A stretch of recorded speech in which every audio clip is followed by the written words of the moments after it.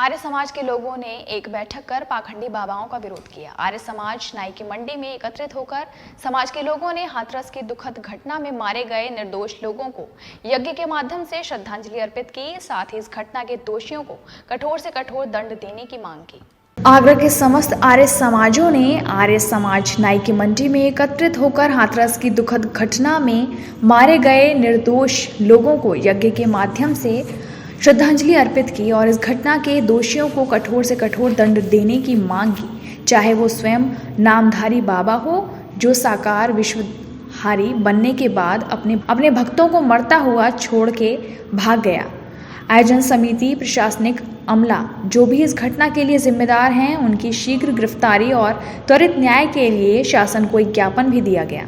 आर्य समाज ने सनातन धर्म को कमजोर करने वाले ऐसे तथाकथित बाबाओं गुरुओं की कड़ी भर्त्सना की, जो लोगों को वेदोक्त ईश्वर से दूर हटाकर स्वयं को ईश्वर बना के जनता को ठग रहे हैं। आर्य समाज में शासन और समाज दोनों को इस बारे में आग्रह किया और सभी से ऐसे ढोंगी लोगों से दूर रहने का आग्रह किया।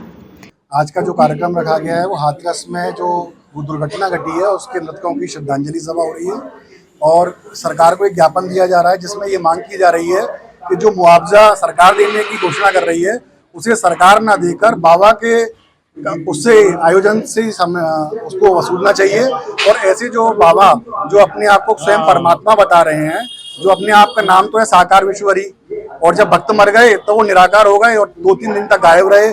फिर जब बहुत ज्यादा मीडिया में ये सब बातें आई तब वो साकार हो गए दोबारा से।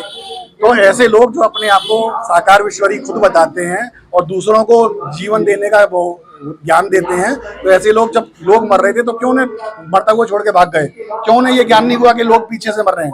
आर्य समाज महर्षि दयानंद के सिद्धांतों पर चलता है और हमेशा आडंबर, अंधविश्वास और इस चमत्कारी दुनिया को और चमत्कार को हमेशा मना करता है कि ऐसा नहीं हो सकता, कुछ भी नहीं होता है।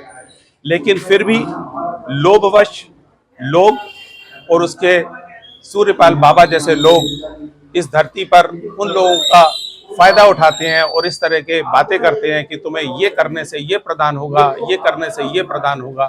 तो उसके चक्कर में इतनी सारी भीड़, इतने सारे लोग नासमझ लोग पहुंचते हैं और इतने लोग मर गए। उन्हीं को संवेदना देने के लिए, उन्हीं के उसमें उनकी आत्मिक शांति के लिए हम लोगों ने यहाँ पर सुबह यज्ञ किया और आज हम लोग उसी में हम एक प्रार्थना सभा कर रहे हैं। एक सेवक आर्य समाज का आज ये एक शांति उन लोगों के लिए एक यज्ञ किया गया जो हाथरस में 123 लोगों की आकस्मिक मृत्यु हो गई। तो हम कितनी बड़ी विडंबना है कि 123 मृत्युओं के जो जिम्मेदार है, जो नारायण साकार हरि, जो अपने आप को स्वयं भोले बाबा कहता है, उसको प्रशासन ने कहीं ना कहीं बचाने का पूरा प्रयास किया।